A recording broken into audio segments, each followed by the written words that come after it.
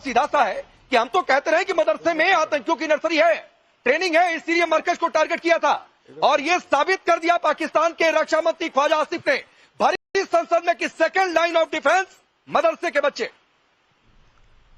ये पहली बार नहीं है किसी ने ऐसे बोला है। अगर आप हुसैन हक्कानी जी के किताब पढ़ें, जो राजदूत थे पाकिस्तान के अमेरिका में, उन्होंने तो साफ साफ माना है ये सब।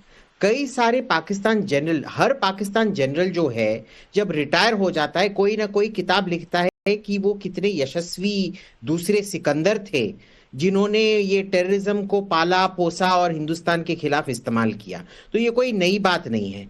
हम पता नहीं क्यों ख्वाजा आसिफ, और ख्वाजा आसिफ तो वैसे इतने ये भी नहीं है।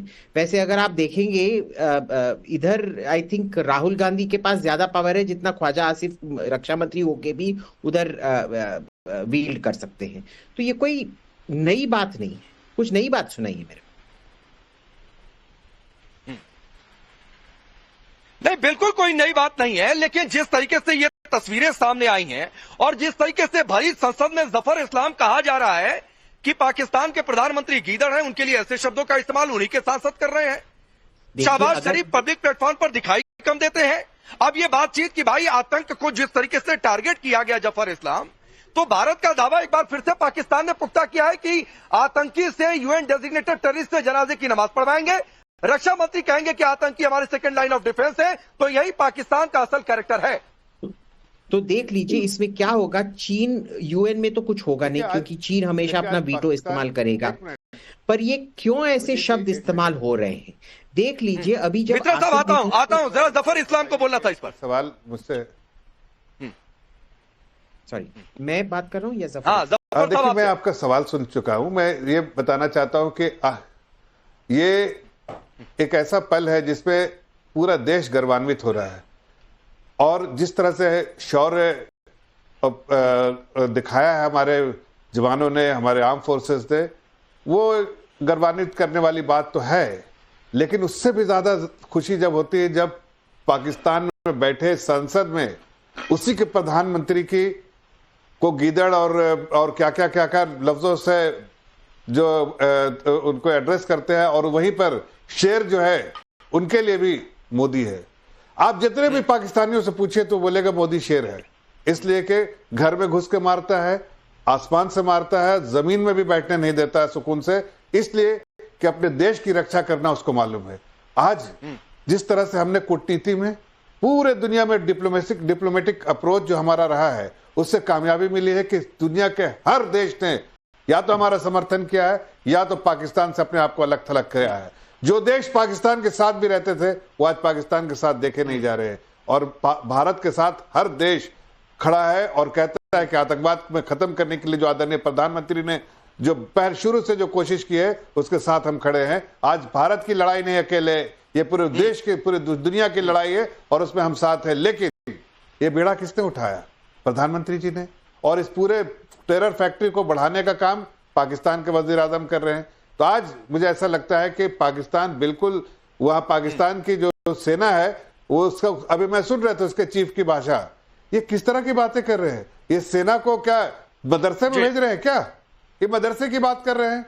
कैसी बातें कर रहे हैं आप? सेना को अपने आप नहीं, मैं उस पर जफर साहब आऊंगा, मैं जफर साहब उस पर आऊंगा। मैं बातचीत में दो बातें हैं कि एक तो भारतीय सेनाओं के जो चीफ हैं, तीनों सेना प्रमुख हैं, वो कॉम्बैट यूनिफॉर्म में है। इसका मकसद क्या आज रात के लिए बड़ा टारगेट लॉक है क्या? मैं इस पर भी आऊंगा और इस पर भी आपसे चर्चा करूंगा कि आर्मी चीफ की भाषा कम, भाई वो मौलाना का ही काम करा लो, मुल्ला का ही काम करा लो, जिस तरीके की उनकी भाषा में आऊंगा। लेकिन पीके श्रीवास्तव सर, एक टिप्पणी आपसे जरूर चाहूंगा। जो उनके रक्षा मंत्री ख्वाजा आसिफ ने कहा है भरी संसद में, और कितना मूर्ख बनाने वाली बात है कि हमने ड्रोन को इसलिए नहीं किया कि आ जाए, वो हमारी लोकेशन जानना चाहते थे इसलिए हम उनको शहर तक आने दिया।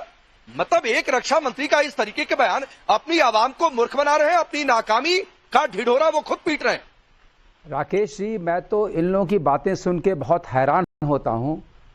जो प्रोफेशनल जनरल जिसको होना चाहिए, जो chief of the army staff है, जिसको वॉर के बारे में अपने तरह से अपने को एक्सप्रेस करना चाहिए, वो मौलाना की बात कर रहा है।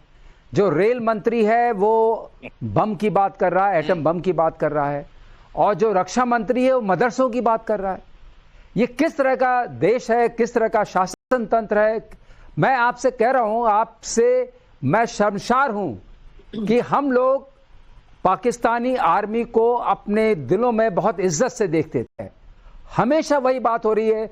मदरसे के जो बच्चे हैं छोटे छोटे, उनको अब कैनन फॉडर बनाना चाहते हैं। ये किस तरह की सेना है? इस सेना से निपटने के लिए अगर हमने आतंकवाद पर हमला किया था, नहीं वो सेना सर, वो सेना तो है आतंकी की सेना, बिल्कुल और सही वो कहा खुद आपने। साबित कर रहे हैं। हिंदुस्तान ने अपनी स्ट्राइक पे भी साबित किया। ये जब वो सेना भी कहेंगे आतंकी है, जी। आतंकी भी आतंकी है, ये एक दूसरे में पूरी तरह कॉम्प्लिसेट है। तो ऐसी सेना को वैसा ही जवाब देना पड़ेगा जैसे एक आतंकवादी के घर में दस्तक देते हैं। इसीलिए इस बार आपने देखा है पंजाब हार्टलैंड में अटैक्स किए हैं इंडियन आर्म फोर्सेस ने। दैट वाज पर्पसफुल कि जब तक ये अपने घरों के दरवाजे पर वो धमाके की आवाज नहीं सुनेंगे, इनको कुछ समझ में नहीं आएगा। क्योंकि इनको कोई मतलब नहीं कि बलूचिस्तान से कोई मरता है, सिंध से कोई मरता है, खैबर पख्तूनख्वा से कोई मरता है। इनको सिर्फ अपनी तिजोरी भरनी है, अपने बच्चों को बाहर पढ़ाना है। और रिटायरमेंट के बाद देखिए कोई जनरल रुकता है? वाजवा साहब चले गए यूके में, परवेज मुशर्रफ इतनी बड़ी बड़ी बातें करके दुबई में रहने लगे। किसी को वहां जगह नहीं मिलती क्योंकि कोई आवाम में से कोई भी इनकी इज्जत नहीं करता है। आपने कभी देखा है हमारे सेनाओं के जो सेनापति होते हैं वो कभी देश छोड़ के आते हैं? क्योंकि देश उनको सम्मान करता है, वो देश को सम्मान करते हैं। ये कौन सी ये फसल आपको बता रहा हूं, इस देश का नहीं वहां सम्मान कहां है? लेफ्टिनेंट कर्नल हिमांशु सिंह है। हिमांशु जी, सम्मान कहां है? वहां की जनता तो कह रही है कि कुशैक ड्रोन हमारे नेताओं पर गिरा दो, बहुत पैसा इधर उधर रखा हुआ है। आर्मी चीफ का काम नहीं कर रहे, गिरा दो 2-4 ड्रोन। जनता इस तरीके से अपनी भड़ास निकाल रही है, मौका मिल गया तो। ये हालत है हिमांशु जी पाकिस्तान में। बिल्कुल, देखिए वहां पे लोकतंत्र तो है ही नहीं, तो कहां से उनका सम्मान होगा। और जो हम पहले बात कर रहे थे, देखिए पाकिस्तान की जो सेना है वो 6 लाख के करीब है और भारत की सेना 16 लाख के करीब है। तो नफरी में भी वो हमसे बहुत कम है। और जो उनके मदरसे हैं, अब आप देखिएगा मुरीदके में जो अटैक किया था, लश्कर तौयबा के अंडर 2500 मदरसे। आप जो ये बात कर रहे हैं कि हम अपने बच्चों को सेकेंड लाइन ऑफ डिफेंस बना के खड़ा करेंगे, वो क्यों बात कर रहे हैं? क्योंकि इनके मदरसों में तालीमें भी इस तरह की दी जा रही हैं। और उसके अलावा जहां तक सम्मान की बात है, सम्मान उसमें होता है जिसका कोई चरित्र होता है। पाकिस्तान का नेशनल कैरेक्टर जो है सारी दुनिया के सामने है कि ये नहीं मैं हिमांशु जी आपको रोक रहा हूं। मदरसे में जहां तक मैंने सुना है कि दीन की तालीम दी जाती है, धर्म की बातचीत की जाती है, मजहब के बारे में बताया जाता है। और अगर मदरसे में पढ़ने वाले बच्चे पाकिस्तान के अगर लड़ने के काबिल हैं, तो इसका मतलब वहां दीन तालीम की ट्रेनिंग तो नहीं दी जाती है। वहां पर हथियार चलाना जहां सिखाया जाए, इसका मतलब मजहब के नाम पर आप एक फौज बना रहे हैं वहां पर। बिल्कुल, आप न सिर्फ अपने आवाम को बल्कि पूरे विश्व को बेवकूफ बना रहे हैं। आपका क्या संबंध है लश्कर तौयबा से कि उसके 2500 मदरसों में आपके बच्चे पढ़ रहे हैं? 2500, अगर आप देखिए कितनी बड़ी नफरी है। तभी तो ये सीना ठोक के कह रहे हैं, इनके रक्षा मंत्री का बयान है कि हमारी सेकेंड लाइन ऑफ डिफेंस ये बच्चे रहेंगे, क्योंकि ये कहीं ना कहीं हमारे रणबांकुरों से डर गए हैं, ये हमारे दृढ़ नेतृत्व से डरते हैं। क्योंकि इनको पता है कि जिसकी खून में गंगा का पानी बहता है उसके साथ साक्षात महाकाल चल रहे हैं, और जिसके साथ साक्षात महाकाल चल रहे हैं वो क्या तांडव करेंगे वहां पे। तो ऑलरेडी अपना देखिए, फर्स्ट लाइन तो भूल ही गए हैं, ये सेकेंड लाइन ऑफ डिफेंस में आ गए हैं और इतनी शर्मनाक बातें ये कर रहे हैं। अपने बच्चों को युद्ध में झोंकने की बात करते हैं, और वो ये लोग हैं जिन्होंने अपने परिवारों को बाहर भेज रखा है। इनकी फैमिलीज ऑलरेडी बाहर रह रही हैं, नहीं इनके, और ये दूसरों के बच्चे के लिए बात कर रहे हैं। नहीं हिमांशु जी, वो उनके बच्चे थोड़े नहीं है, वो कहने के लिए उनके बच्चे हैं। वो मदरसे में पढ़ने वाले बच्चे वो भेजते ही हैं, इसीलिए आम लोगों को बरगलाकर कि उनके हाथों में बंदूक थमा दी जाए, उन्हें आतंक के रास्ते पर धकेल दिया जाए। यही पाकिस्तान की स्टेट पॉलिसी है। इसी के आधार पर पाकिस्तान चल रहा है। जहां से पैसा मिलेगा उसके लिए काम करेंगे। ये आर्मी चीफ मुनीर यही कर